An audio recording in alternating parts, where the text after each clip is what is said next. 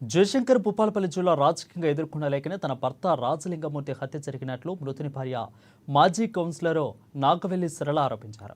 ఇక జయశంకర్ భూపాలపల్లి జిల్లాలో గత నెల 19వ తేదీన భూపాలపల్లి పట్టణంలో జరిగిన సామాజిక కార్యకర్త నాగవెల్లి రాజలింగమూర్తి హత్య జరిగిన విషయం మీద నిందితులను అరెస్ట్ చేసి రిమాండ్కి విధించింది న్యాయస్థానం. అయితే ఈ హత్యకు ప్రధాన నిందితుడిగా ఆ 8 నిందితుడిగా టీఆర్ఎస్ పార్టీ మున్సిపల్ మాజీ వైస్ చైర్మన్ కొత్త హరిబాబు భూపాలపల్లి జిల్లా పోలీసులు అరెస్ట్ చేశారు. కోర్టులో హాజరుపరిచి నిందితుడికి రిమాండ్ విధించారు. ఇక టీఆర్ఎస్ నాయకులు హత్య రాజకీయాలను ప్రోత్సహిస్తున్నారని ఆరోపించారు. తన భర్తలో రాజకీయ కుట్రలు చేసిన వారిలో భూపాలపల్లి స్థానిక మాజీ ఎమ్మెల్యే గంట్ర వెంకటరమణారెడ్డి కూడా ఉన్నారని అన్నారు.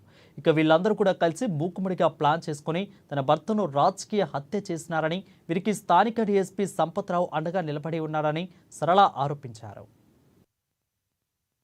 అది కేసీఆర్, కేటీఆర్, హరీష్ రావు, రమణారెడ్డి, మాజీ ఎమ్మెల్యే గంట వెంకటరమణారెడ్డి, ఈ రమణారెడ్డి అని అనుచరుడు హరిబాబును ఇంతవరకు ఎందుకు మేము ప్రశ్నించినందుకే నన్ను బీఆర్ఎస్ పార్టీ నుంచి వెళ్ళి నాగవెల్లి సరళ అనే 15వ వార్డు కౌన్సిలర్ను నేను బహిష్కరించానని ఒక ప్రశ్న తప్పు చేస్తాను, ఎమ్మెల్యే గారిని ప్రశ్నించినందుకే తప్పు చేస్తానని మమ్మల్ని బహిష్కరించాడు. మరి కొత్త హరిబాబు నా భర్తను చంపిండు కదా, చంపినప్పుడు కూడా ఆయన ఎందుకు పార్టీ నుంచి బహిష్కరించలేదు? ఇప్పటి వరకు అది బీఆర్ఎస్ పార్టీ కదా, ఎందుకు ఆయన బహిష్కరించలేదు?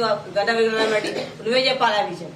అంటే ఇలాంటి హత్యలకు ప్రోత్సహిస్తాను అంటే మంచిగా చేసిండు, దీని వెనకాల నేను ఉన్న చూసుకోరా అని పంపిస్తేనే హరిబాబు చంపించాడు. హరిబాబు కొంతమంది వీళ్ళ మన ఎనుకుట వాళ్ళ ఫ్యామిలీ పెట్టుకొని అంటే నా చేతికి మట్టి అంటకుండా నువ్వు ముందుండి చేయి హరిబాబు అని రమణారెడ్డి ప్రోత్సహిస్తే వాళ్ళని నా భర్త చనిపోయాడు.